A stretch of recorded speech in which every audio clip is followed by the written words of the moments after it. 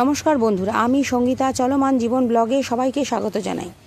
প্রতি বছরের ন্যায় এই বছরও দেবী মায়ের পুজো শুরু হয়েছে বাসন্তী পুজো থেকে। রামনবমীর দিন খুব ধুমধাম করে মাকে পালকি করে নিয়ে যাওয়া হয় গ্রাম পরিভ্রমণের জন্য। এই দৃশ্যের সাক্ষী হতে পেরে আমিও ধন্য হয়ে গেলাম। আমি গেছিলাম দেবী দর্শনে, কিন্তু দেখলাম তখন মাকে মন্দির থেকে বের করা হচ্ছে খুব মহা সমারোহে। মাকে যখন বের করা হচ্ছে তখন সবাই বাতাসা, কেউ চকলেট, সময় তালের নিয়মে হয়তো বাতাসাটা চেঞ্জ হয়ে এখন অনেক সময় অনেকে চকলেটও ছুটছেন এবং ঢাকের তালে সবাই নাচানাচি করছে।